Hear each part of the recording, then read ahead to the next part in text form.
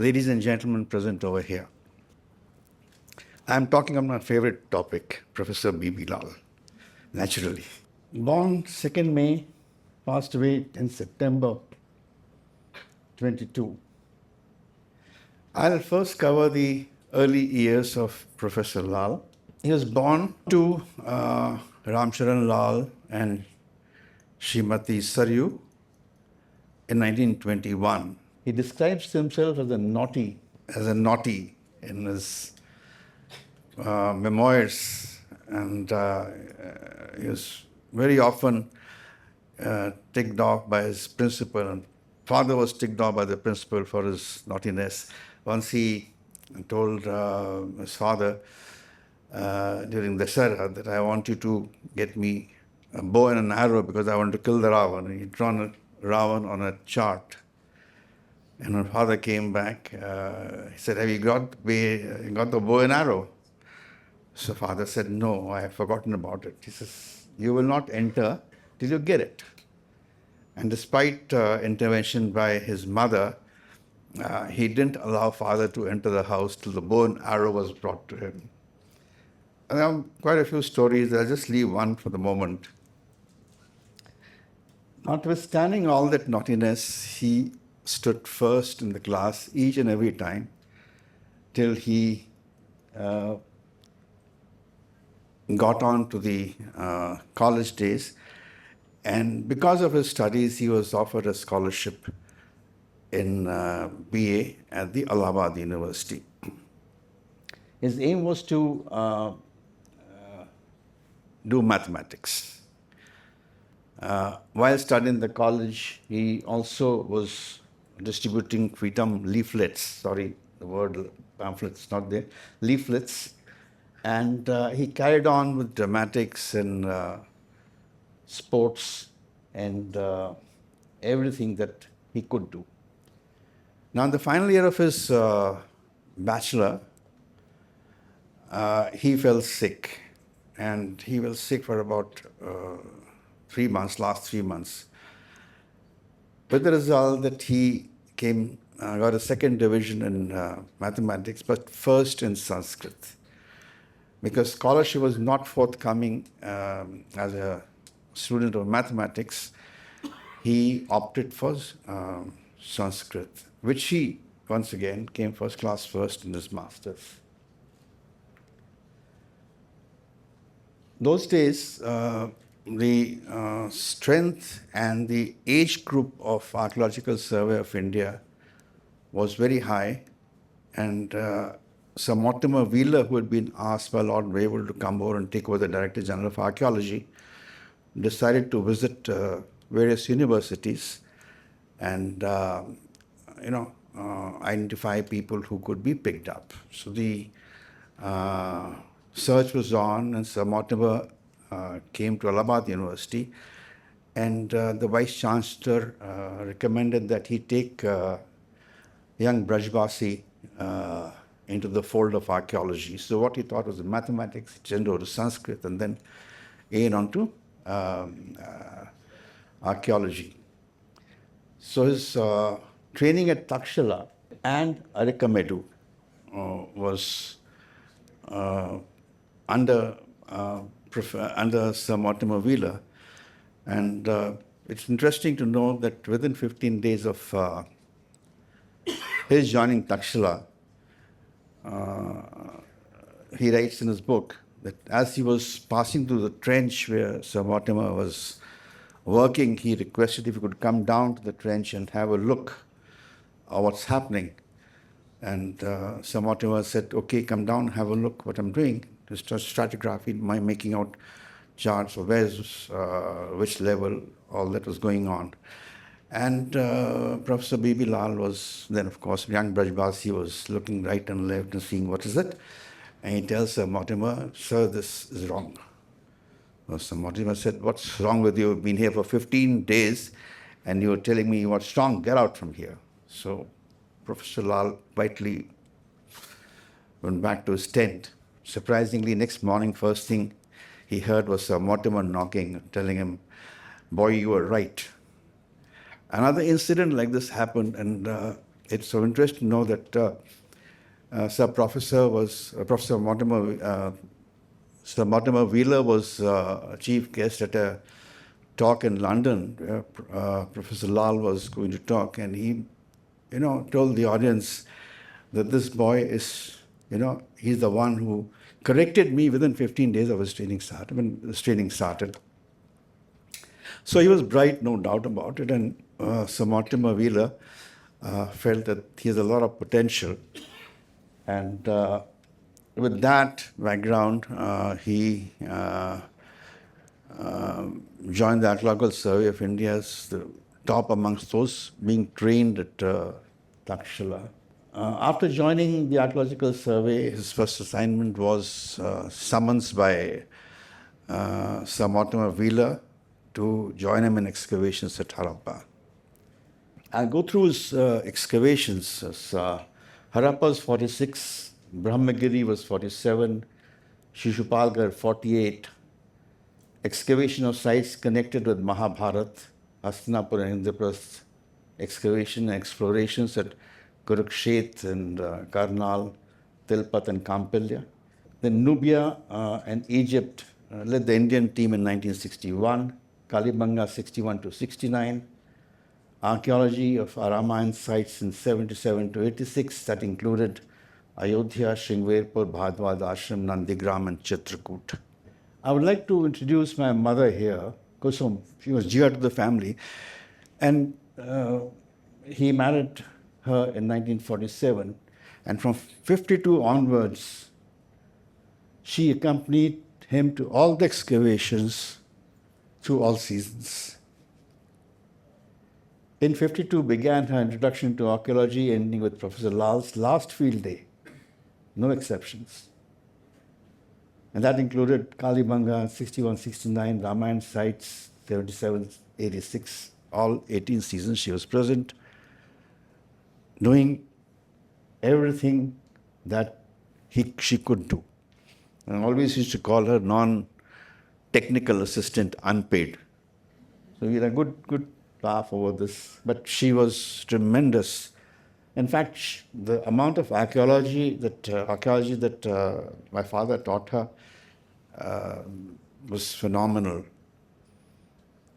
She developed a good eye for explorations and spotted some Stone Age tools in Gupteshwar and Jaderua where excavations were carried out.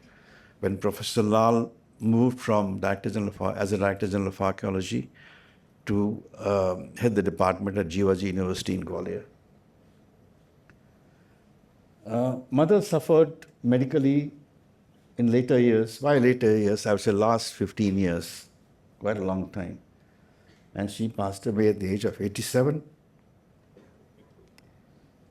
69 years of togetherness came to an end. Right in the ASI, this previous one.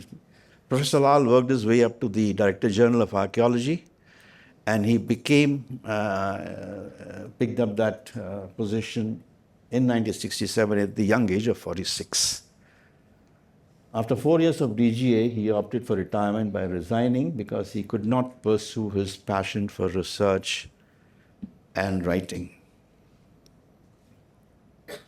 He joined Jivaji University in Gwalior as a professor, excavated Jaderua and Gupteshwar, and commenced archaeology of Ramayana sites project from Jivaji University, and he moved on to the Institute of Advanced Studies and finally took over the institute in 1976, I think. As a part of excavation of sites connected with Ramayana, he excavated Babri Masjid, which you're aware of, Ayodhya, Shringverpur, Bhadwaj Ashram, Chitrakoot, Nandigram, between these 9 years. He has written many books, and notice the first one is 1964, Archaeology of India Since Independence. But the following works started, as you see, at the age of 69 and continued till he attained the age of 100. Perhaps Earlier Civilization of South Asia is an excellent book on the Indus Valley civilization, and as was known at that point in time, not the civilization, Sindhu Sabhyata civilization, but the facts known at that point in time.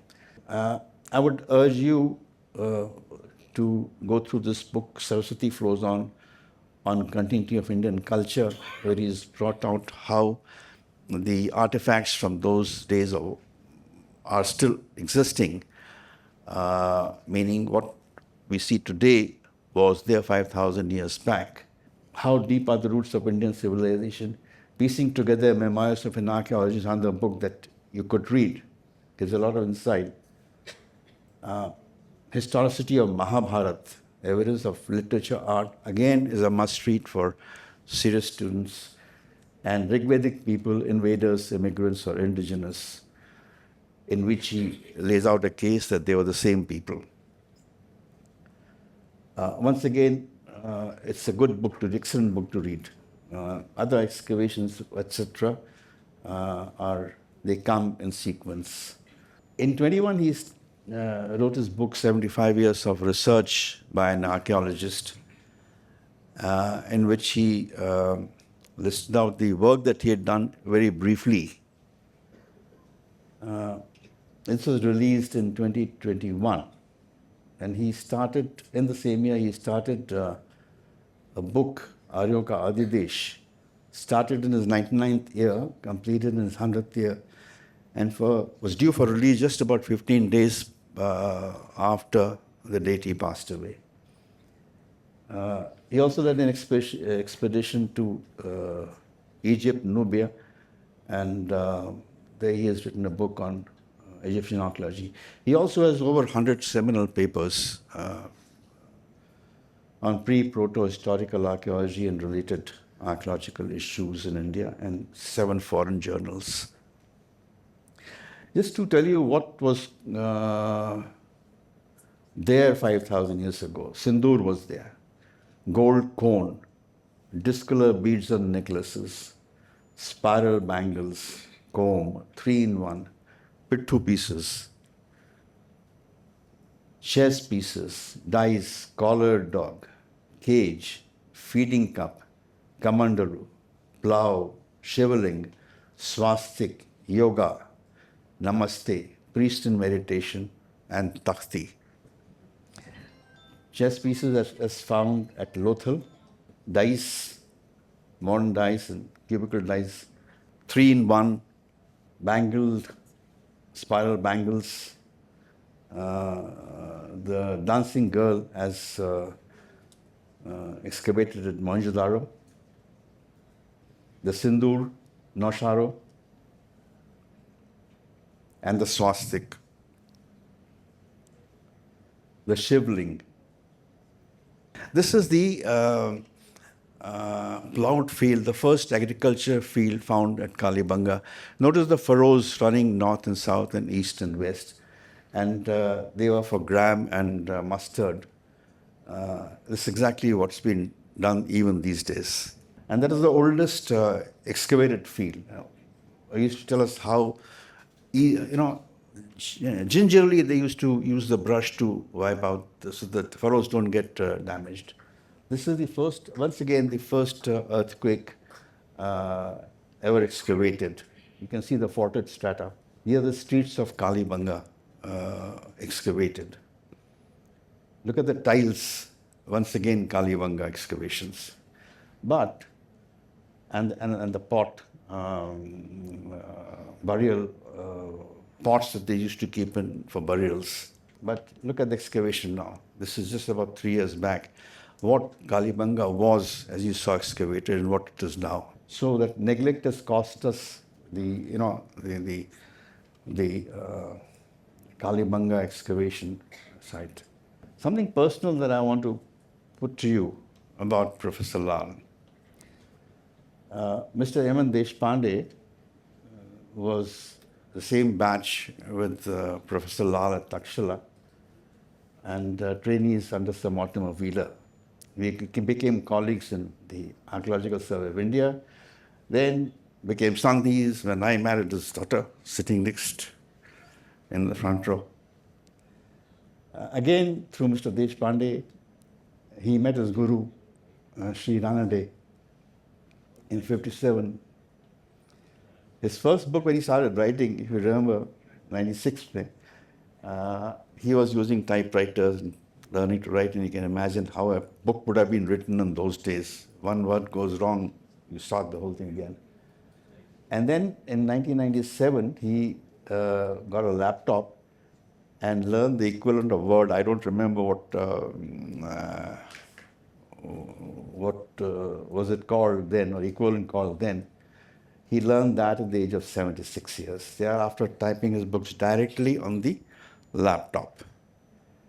And 2004, he learned how to operate PowerPoint. We were sitting around, and he had talked to Gavin, India International Center, and he was looking for the slides. I said, Papa, days have gone when you use slides. Forget about slides. Nobody looks at it these days. And you do it PowerPoint. He said, no, I'm quite comfortable using the slides. I said, you're comfortable? Fine, go ahead. But 2 weeks later, he says, come here. Show me how to make make a PowerPoint slide and all that. And I taught him how to do it. It took me about 2 hours. And would you believe this was Sunday morning? We spent till lunchtime. Next day, in the evening, when I came back from the office, he had made 40 slides. He had finished 40 slides, PowerPoint. And he calls me, come and have a look. Amazing. All that he did not know was how to shade the slides and give colors over there and some here and there. Okay.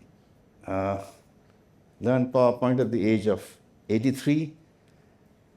He had bilateral knee surgery, both my parents, at the age of 89 and 81. And spinal surgery at the age of 90. So he was in wheelchair, and I said, why do you want to go through this? And he said, why not? He said, if it's successful, it's good. If it is unsuccessful, it's also good.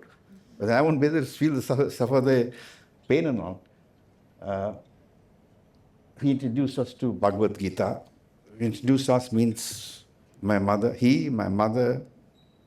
Sushma and myself, we used to sit down every evening, and we finished Bhagavad Gita as it is by Swami Prabhupada. Then we finished the Bhagavad Gita by Paramahans Yoganand. And it was I who used to read the Sanskrit shlok. And once again, I wanted to believe, but when I couldn't pronounce a word which was, this में काफ़ी वो शब्द जुड़े हुए होते थे. He would know it, and he would tell me how it is, how to prompt me. And he must have done that 1,000 times, in both those occasions, reading those books. So his knowledge was tremendous. I asked him, how do you know so much? He says, I used to sit down with my mother when I was 7, 8 years old, and I used to listen to her every evening. There are things that we think we learn from him. Give, serve, and do what is expected of you without being told. Expect nothing in return. Karamande avadhikaraste ma phaleshu kadachan. 2:47 Gita. Never compromise on integrity, honesty, and credibility. There's only one way to do things the right way. You always to believe, to use it, lose it. You have to, be physically fit and mentally fit, right till the last day. You have to keep your body and mind alert. Get to the bottom of everything. That's so even in his first year, anticipation, many steps ahead. I think the bottom of everything tells you that he wanted you to get to the depth of everything. And anticipation meant that he wanted to look as forward possible as he could. Empathy, help those who aren't as well placed as you are. Learn to feel for others. Now, very interesting aspect of Professor Lal, which most of us don't know, is that he had two poems to his credit. One was Whisked Away by a Damsel. This was about Mohenjo-daro. And this Sindhu Shatakam, which also on Mohenjo-daro. On a cozy bed one wintry night, I lay in Kashmir, blanket wrapped. And lo, the room turned white and light, and someone at the door had tapped. Come in, I said, and came, alas, with necklace dangling between her breasts. Had she transparent no dress, and slipness she passed all the tests. So there are 18 verses, and he finishes with the last one. Just then, sweet Kusum dinned on me, get up, my love, what makes you scare? Here's a morning cup of tea, your understock you must prepare.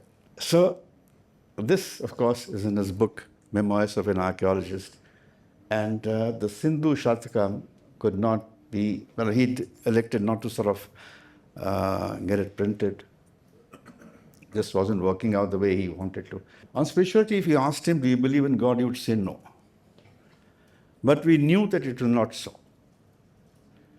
And the next slide will show you why I thought so. He had got his initiation from his Gurudev, and he always felt that there was a guiding force behind him. He has been through experiences which I think was something over and above normal experiences. And I'll just read out the epilogue of Piecing Together. See, he starts off with the moving finger types and moves on and on. I'm only a typist. The dictation giver is someone else. And he talks about, can these faculties function without the backup of life force? Not, surely not. Isn't there a life force called Atma, whichever name you please, that imparts light and sound to these functionaries, and thence emanates the enlightened sound, which transforms itself into words? Can you imagine this? Then emanates an enlightened sound which transforms into words. They flow out unhindered, and the moving finger just types. Through the Sadguru's gaze, I have realized that this great truth is that I am only a typist, the dictation giver is someone else. Thank you, ladies and gentlemen. Three brothers. Your three brothers here, and your three wives. This is my favorite photograph. Both. One goes in at 11 o'clock for surgery, and the next goes in at 2 o'clock for surgery. And both park themselves in the evening next to each other. Thank you.